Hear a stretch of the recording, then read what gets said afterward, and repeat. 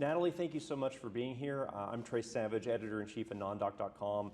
Natalie Bruno, Libertarian candidate for governor in Oklahoma, wanted to have a conversation with you to let folks get to know you a little bit better. So I wanted to ask you just first question, tell us your background. Where did you grow up?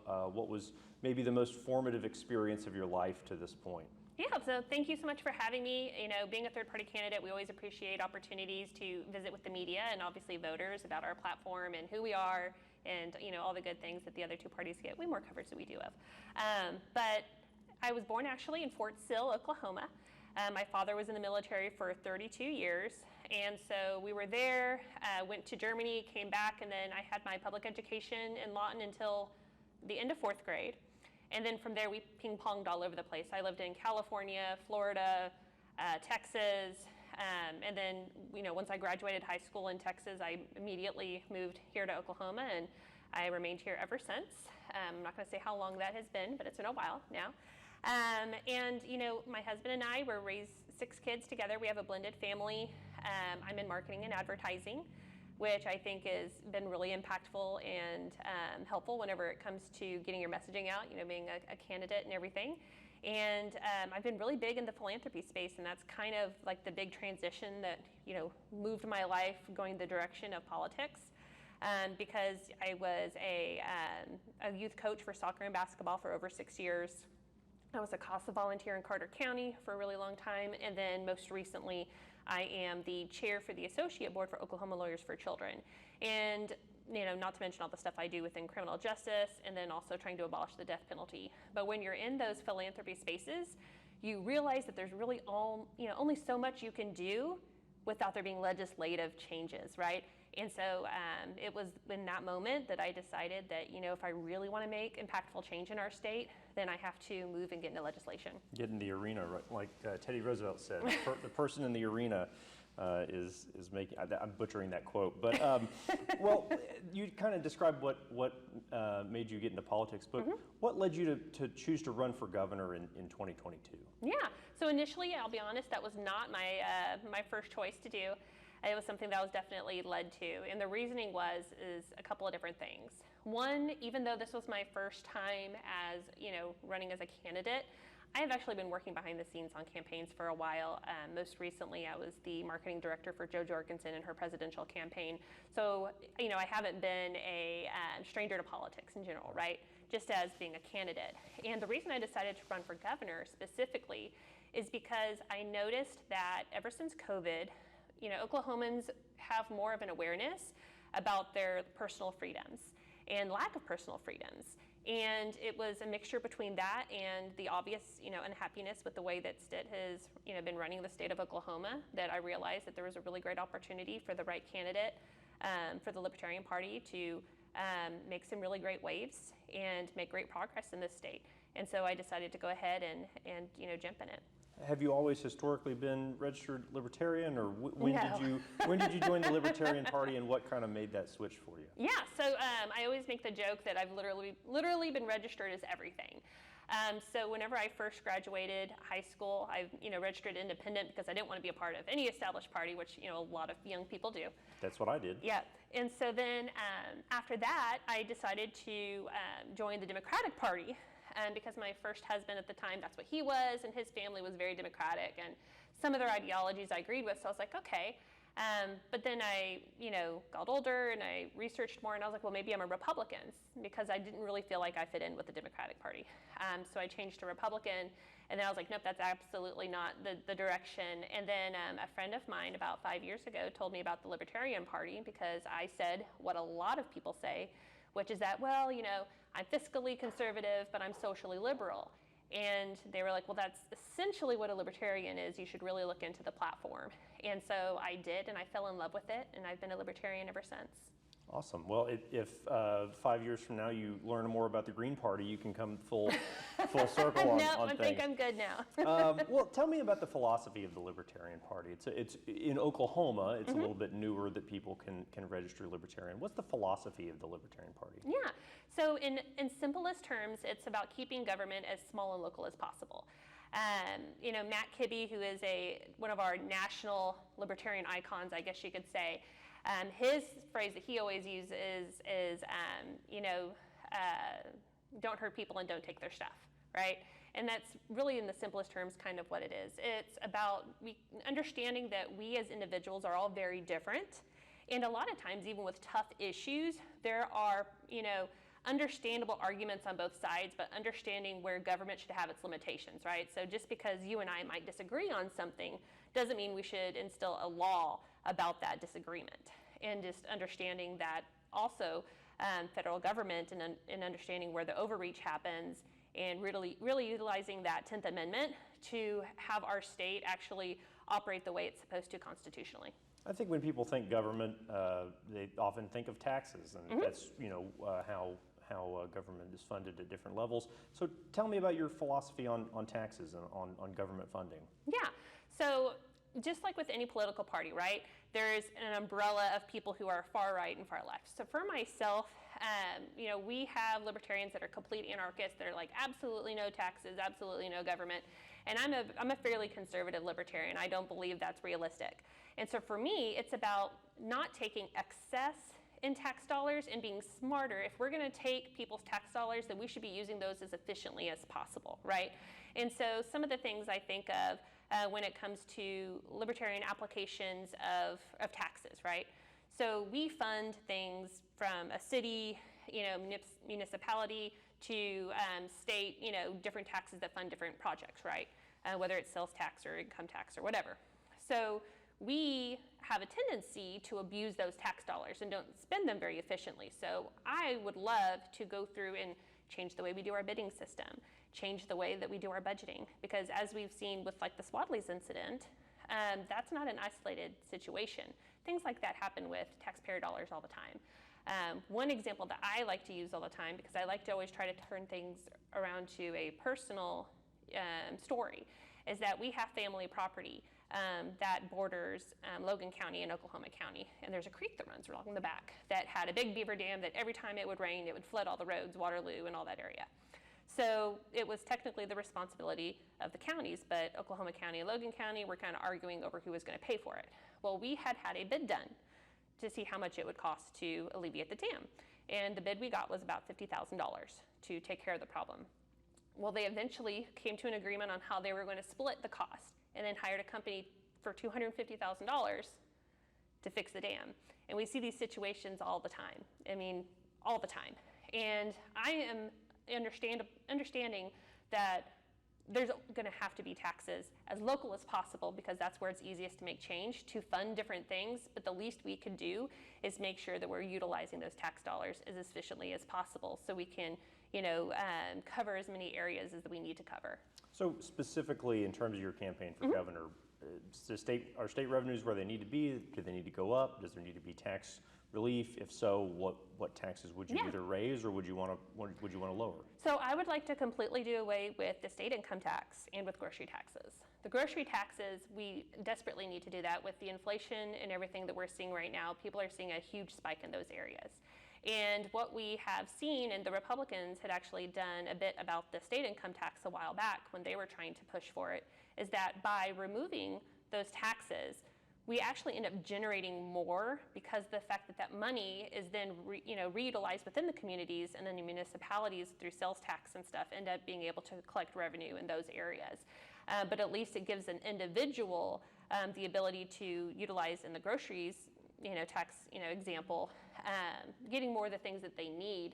And when it comes to state income taxes, a lot of people don't realize it costs us a lot of great people from moving to our state because of the fact that we have state income taxes. I've ran into plenty of people, including my father, who, whenever he retired from the Army, he has became an educator. And the reason he didn't come to Oklahoma, and my brother went, and he now lives in Texas, is because if he were to move in Oklahoma, they would tax his retirement benefits from the Army. And so we see it, not even just in this case, but in multiple cases where it does impact people wanting to move to our state. Sure. So we're talking hundreds of millions of dollars, though, with the income tax. So what would be would there be replacement revenue? Would it be service cuts? I mean, it's a large, off the top of that goes to fund education and things of that nature. So what would be the replication for $500 million or whatever it might be. Right, and it would be restructuring of the budget is what it would come down to. Obviously, you can't, just switch something out dollar for dollar. There's going to have to be some shifting and things like that. But I do think that with the amount of taxes that we currently take, that we would still be able to provide the same impact by, eliminating some government waste and just restructuring how we're currently budgeting things. Okay. Now, I saw on the Libertarian Party of Oklahoma website the platform, and it states, quote, "We view the maximum role of government as the minimum necessary to protect individuals' rights to life, liberty, and property." We're in a public library here, beautiful Belle Isle renovated library here in Oklahoma City. Does a public library, deserve support from tax dollars? Is that within the minimum necessary to protect individuals' rights to those things? Right, and I think that there's some confusion too about when we make statements like that. So we're not saying that there should absolutely be, no cases of things like funding things like libraries, right? But we shouldn't make those decisions from a federal level. We should make those decisions from a city level and a local level, right? So if the communities want to put their tax dollars towards supporting something as beautiful as this, as a library, because that's what their community needs, absolutely. We're supportive of that. But it's all about understanding that all the decisions need to be made as locally as possible because every single community is different. Edmond is completely different than Altus, and is completely different from Guyman. And creating, rules and taxes and how we're going to spend things from a state level as opposed to making all the decisions as local as possible. Some are local, some are state. But the more local that you can make them, the better because those cities know what they need more so than anybody else. Okay. On your website, you say that our state actually loses money by accepting funding from the federal government in terms of education. Explain that to me. How are we losing money by taking dollars into the state? Right. No, that's a great question. Okay, so the way that I kind of explain it is this. Whenever we receive any sort of federal money or grants, and that's not even with education, with anything, there's always stipulations with it, right? So, for example, let's say we apply for a grant or for federal funding, and they say, okay, and this I'm just using made-up numbers just for the sake of explaining. All right, we're going to give you $1 million, but X amount dollars of it has to go towards technology. X amount of it has to go towards building. Certain percentage has to go towards this, and they tell you exactly how you have to spend that money, right? And so what typically happens in those cases, though, is we end up spending money in areas that we don't really need to, just in order to meet their criteria, and then we sometimes don't end up getting as much money as we needed in others. So a perfect example about how you can't have like a one-size-fits-all when it comes to funding is if you look at like Edmond versus, we'll say like Antlers, Oklahoma, okay, just throwing that out there. So for Edmond, we don't need as much support when it comes to physical education and stuff as a rural school because we have multiple YMCAs, we have multiple sports leagues, and all of them even have sponsorship programs for low income. Like when it comes to having opportunities for children to be active, we have such a variety of things for kids to do. But in places like, Antlers, where they're a small community where I don't even think they have a YMCA, like they have much more of a need in that area. So they're not getting as much money in certain areas that they would really benefit from, but then have an overabundance in other areas. And so that's where I say it costs us more money to abide by the stipulations that they set than if we were to just keep our tax dollars within our state and then spend them the way that the schools actually need them and not just how they're being told that they have to spend them. Sure, but in every district, you're going to have students who have disabilities, Absolutely. who have poverty, and so when we talk about federal dollars, Right. A lot of federal money comes from the Disability Education Act, the free and reduced lunch program, reading programs, those sorts of things. So Secretary of Education Ryan Walters, who's running for state superintendent, I think had said on an audio clip that he was opposed to accepting so much federal money. I'm not sure if the word elimination was used, but let me ask you, are you for not taking any federal money for education? So here's my issue with that kind of statement. Just because we're not taking federal money doesn't mean that we're going to abandon programs that money is going to. You know what I mean? It's just that we're choosing other areas to pull that money from. So you brought up the free and reduced lunches aspect, right? Just a moment ago? Yes. Okay. So we used to, for the state of Oklahoma, during COVID, we were providing free breakfast and lunch, I believe, to all students in our state, and then now that has ended this school year. The only communities that still get the free lunches and breakfast are those that I believe like over 50% has to fall below the poverty line. Otherwise, they're responsible, for the regular lunch and breakfast program. We have our TSET funding, okay? So TSET, for those that are potentially watching this that aren't familiar, so the Tobacco Settlement Endowment Trust is not taxpayer money, but it is money where we get, after the Attorney General cut and the general budget cut, get around $55 million a year that we could use towards anything as long as it has to do with health, wellness, something along those lines, because that's what the voters had decided that they were going to use that for. Currently, we use almost $13 million of it just for advertising and marketing. We could have plenty of money by taking those funds and providing, going back to free breakfast and lunch for all students, being able to provide all sorts of, capable or adaptable playgrounds, so many different things where it would fall into that category. We're not having to accept federal funds, so we're not having to do things by their stipulations, but we're still able to provide valuable programs to Oklahomans, and it's not even touching tax dollars. If we're creative, we could absolutely do an even better job than we're currently doing, for our children and for those who are disabled than what we're able to do with just the federal funding we're receiving. And so just to be clear, yes or no, you're saying you would prefer not to accept federal education dollars if you had your ability? Absolutely. Okay, you would prefer to do that. Okay. So generally speaking, what would be your top priorities if elected governor? So I would say, I always hate that question because, especially when we look at our state, I feel like there's so many things that need attention. But if I were to have to pick like a top three, I would absolutely say mental health reform, criminal justice reform, and I would say education, because I feel like those three things are pretty much a butterfly effect into nearly all other issues that we have in our state. Okay, that makes sense. So you're running for governor against incumbent Governor Kevin Stitt. Mm-hmm. What is your biggest criticism? What are your biggest concerns that led you to challenge him? Yes, it's a really, really great question, and I actually get a lot. So a couple of different things. One is definitely his leadership style. I have heard repetitively from current legislators that it's really hard to work underneath him, and he's been called a narcissist by quite a few people. I hate to kind of put those labels on people, but when you're leading a state, it's not the same as leading it like a business. And I know that whenever he was elected, that was his big pitch, that he was going to run Oklahoma like a business. But as we have seen with a lot of the decisions he's made, not making sure to contact all the stakeholders, I know that when I lead my business, I would never instill a rule or a law in this case or a decision without talking to all of the stakeholders within my company, right? Because as a leader, it is impossible for you to be completely knowledgeable about every single position in your business, right? That's why you hire an office manager. That's why you hire different people so that they can be the experts in their fields and then advise you. And we need to be running our government the exact same way. We looked at, in one example, we had the House bill, I don't remember the bill number, but it was the one speaking to how the state of Oklahoma wouldn't be allowed to do business with any entity that doesn't allow firearms, as an example, okay? Because they were trying to, be even more two-way friendly. But whenever they were trying to pass that legislation, they didn't take into consideration federal banks. And then it, was going to cause issues where it was going to cost us so much more money, and it's because they didn't realize that ripple effect. And it's like you can't just go in and just dictate changes. The other thing is I really don't like how he has handled criminal justice reform or the death penalty cases that we've seen come through.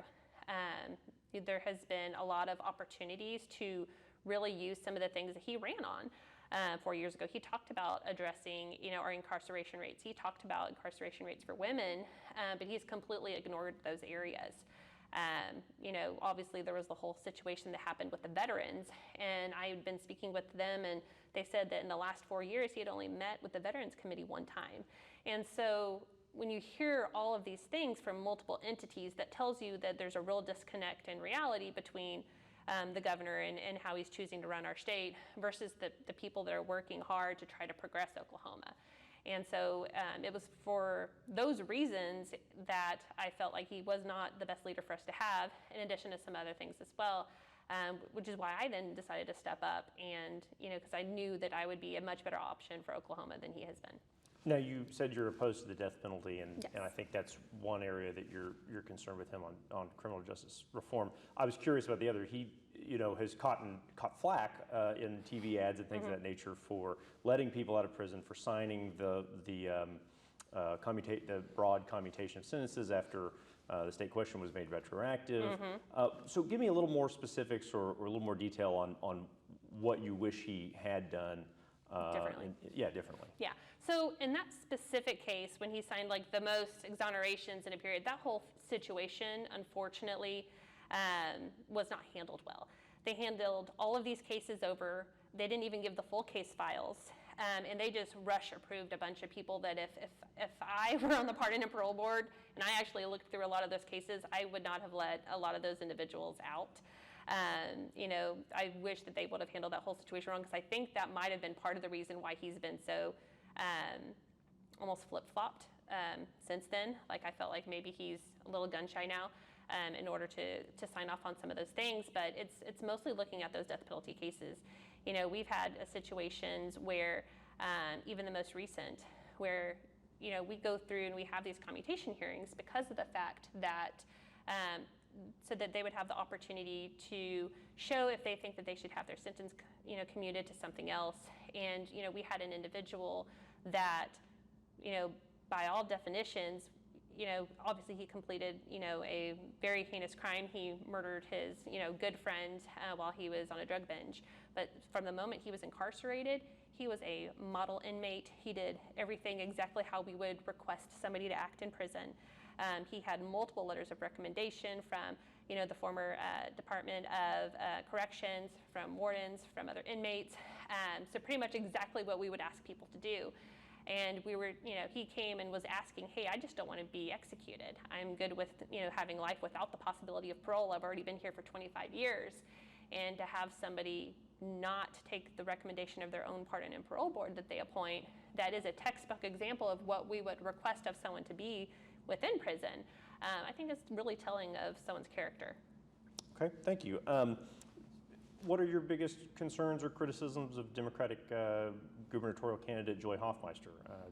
You chose to run as opposed to support her, so what are your biggest concerns there?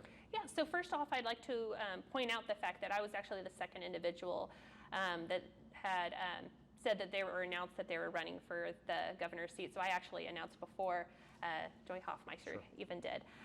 But I would have to say there's going to be things that we have in common and against with any candidate that's running, right? I think that my biggest issue with Joy is the fact that she's not a Democrat and she's not as progressive in certain areas as we need her to be. I feel like she hasn't taken a hard stance on some issues that are important to a lot of voters, like women's reproductive rights and things like that, because she came from, a Republican base and she's trying to hold on to as many voters as possible, I'm sure. But I think that people see that as a little bit of a form of weakness. And so it's going to end up costing her some voters. And I know that that's a big reason why, if I wasn't running, wouldn't probably support her in that case. Let's talk about women's reproductive rights or abortion. What is your position? Does it differ from hers? Does it differ from the governor's? Yeah. So I like to say that I'm the most pro-choice candidate that we have on the ballot. Stitt obviously has said that he would sign any piece of anti-abortion legislation that comes across his desk. Joy has said that she personally is pro-life, but she understands that there are cases where women need to make those choices for themselves. Irvin Yin has said both, depending on how far back you look. For myself, I have always been pro-choice, and the reasoning for that is, women have the right to medical privacy. And there are so many gray areas that are really great reasons that someone might choose to not be pregnant. And it is not up to me or up to the government to make that determination. That is between a woman and her doctor. And I feel like that is always the case. And there will not be a reason that would be able to sway me any other way than that. Makes sense. Let's talk about, you mentioned independent candidate Irvin Yin. What are your biggest concerns or criticisms there? Why you instead of him if someone is displeased with the Republican and Democratic choices? Yeah, so two things of that. And I will say I know very little about Irvin Yin. You know, I think we're sitting in what used to be his old Senate district, maybe. at 49, I think Yeah, is something what, like yeah, something like that. So I would say, first of all, if somebody is looking for something different, it's me versus 3 Republicans. I am the only, other option that is not, voting for somebody who has already been in a position of power. He was obviously, a senator as a Republican. Joy Hoffmeister was state superintendent as a Republican, and then, stood as the incumbent Republican. So for me, it's pretty an easy case of if you want something different, if you want something better for Oklahoma, then vote for me. If you want the exact same thing that we've been getting for several years, because there's very little difference between what Republicans and Democrats have been doing to change our state, then vote for one of the other candidates. Okay, let's talk education a little bit more. We talked about it from a financial standpoint earlier, but the state has a teacher shortage. Yes. Other states do as well, but both Governor Stitt and Superintendent Hoffmeister have said they want to raise teacher pay in various ways. Ms. Hoffmeister has proposed a $5,000 pay raise that would cost about $309 million. Do you support that idea? So I absolutely support giving more pay to teachers, absolutely. I don't think that doing a blanket raise is a smart way to do it. Adding in that much money into the budget all at one time, I'd really like to see kind of a staggered plan because I think it's more realistic. But I think that we're putting way too much focus on teacher pay. And I'm not saying that, obviously paying teachers a fair wage is absolutely important, but that's not the only reason that we have this mass exodus of teachers. I have 6 children that are in various stages of school. My youngest is 9, my oldest is 17. And I have always been a super involved parent. And so I have great relationships with the teachers of all their schools. And I actually am good friends with quite a few of their previous teachers. And anybody that has left a school or has left teaching, not a single one of them said, I'm leaving because I'm not getting paid enough. It has to do with the lack of teacher respect. It's because of the way that we are viewing teachers now.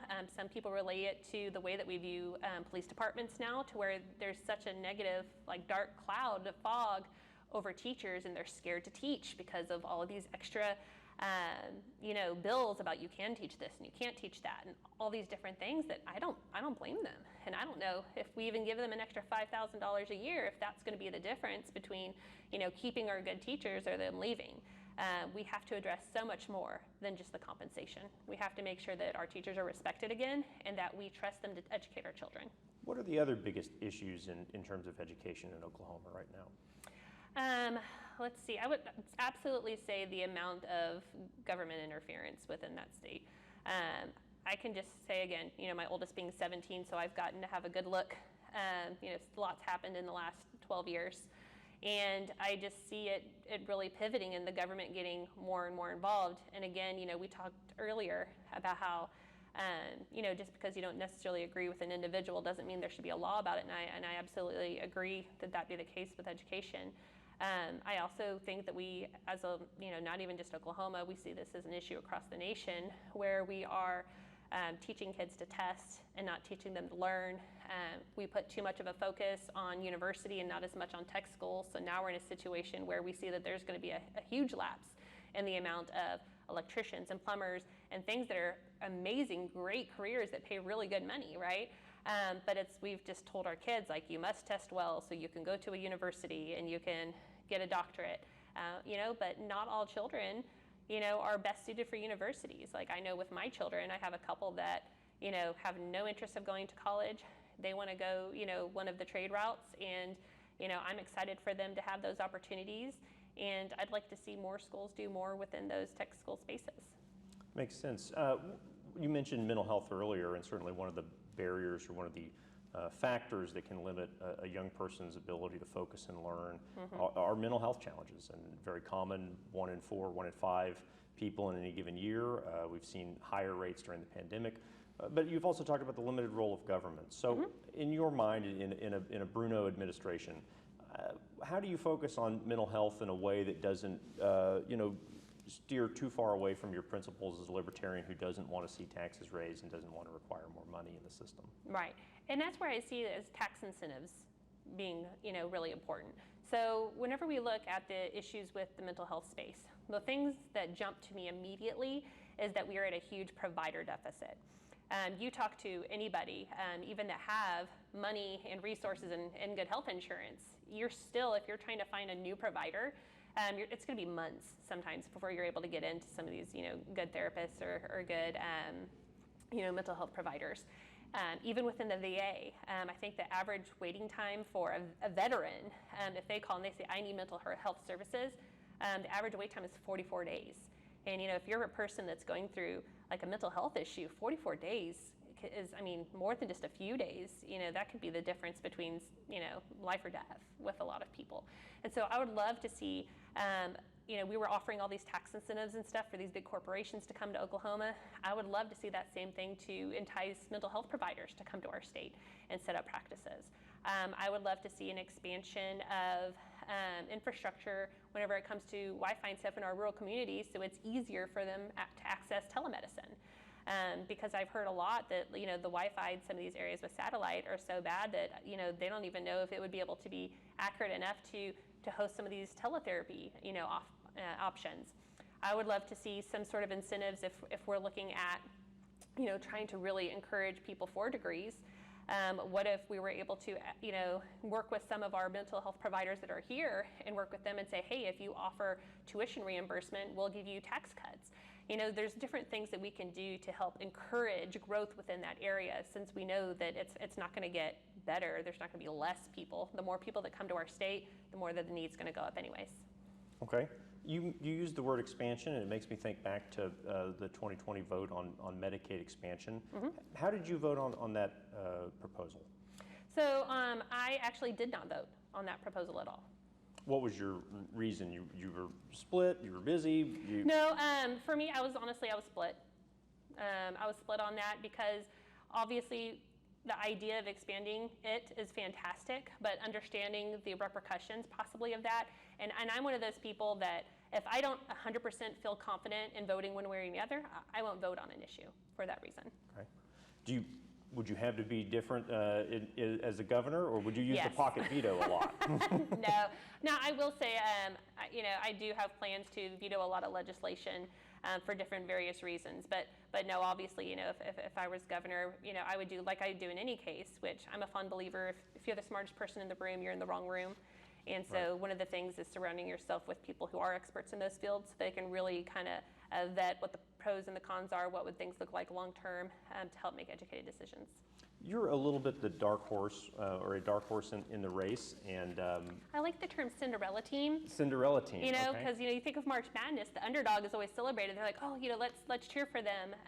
Dark horse or alternate party, I feel like has a negative connotation. Perhaps that's good. So you're the Loyola Marymount of the 2022 Oklahoma gubernatorial campaign. Yes.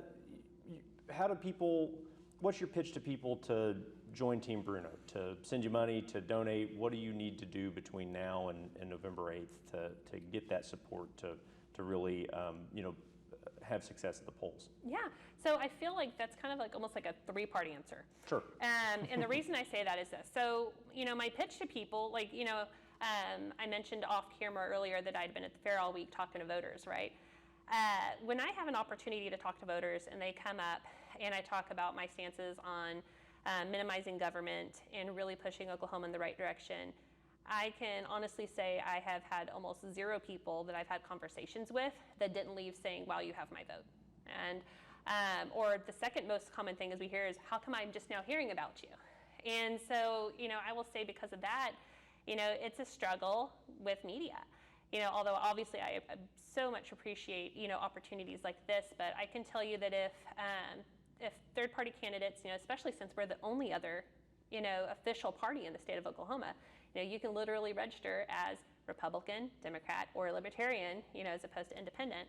And if we had equal coverage from the get-go, you would see a huge increase in polling numbers, because the media holds the rights to be able to kind of show the public who's available. And when, almost every single headline you see is Hoff versus Stitt, Hoff versus Stitt, everybody thinks that those are the only two options they have to vote for. And so it really kind of leads people a certain direction. We've also ran into situations where I literally had 6 different people come up to me saying, hey, I tried to register as Libertarian, but the voter registration paper I had at my library only had Democrat or Republican. I'm like, okay, so they have 6-year-old voter registration papers.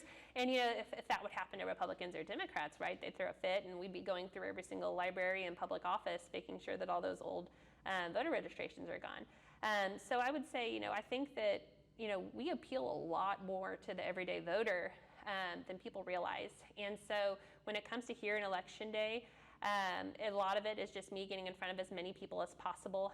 I am very grateful that I have support from our national party, and they recently made a donation, so I'm going to be having some commercials come out this month. And even with polling, I had some private polling that just finished, because the polling that we've been seeing is kind of flawed. They poll 400 or 500 people, and they don't take into consideration, they just kind of look at things when it comes to the percentage of voters, but they don't take into consideration the fact that, the Libertarian Party's grown by 4 times the amount of voters that we had in 2018. They also don't take into consideration that the percentage of Libertarian voters is huge when it comes to percentage than any other party.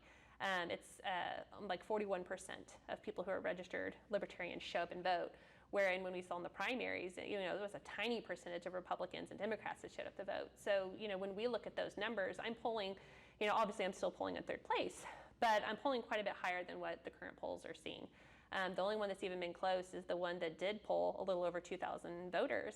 So I think a combination of getting out those accurate polling numbers and getting a message out in front of everybody, I think that we're going to see a record-breaking turnout for Libertarians. Well, tell me more about that. Is there anything else that you didn't get to say that I didn't ask you about that you'd like to tell folks about right now? Yeah, so I have always made sure that I tried to be as transparent as possible on my views, even if it's something that I don't think that people are going to necessarily agree with.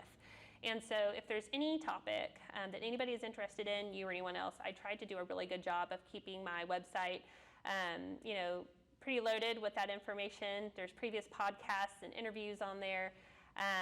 So if there's ever not only that, but my team is really responsive on social media. So if anybody has a random question, but outside of that, I really encourage voters to not let themselves get bullied into this mindset that we get every single election, where we hear the same thing. We hear this election's too important to waste your vote on a third party. This election is too important to do this. Every single election it's too important. We hear that literally every single time. If we encourage enough voters to get to, more people don't vote that are registered than vote. If we can just encourage people and empower them to make it to the ballot boxes, it is absolutely possible for a third party candidate to win. And what better way for Republicans and Democrats, to be able to protest, because most people I run across, even that are absolutely committed to voting for Stitt or Hoffmeister, are not happy that that's who they have to choose. It's the lesser of two evils argument. So what better way to say, hey, I'm not putting up with it anymore. I'm voting for this third-party candidate, because if we actually do get to where it's a 3-party race moving forward, where everybody has a pretty equal chance, they're going to be forced to give you better candidates. And at the end of the day, the average voter, we just want more choices, and we want better choices.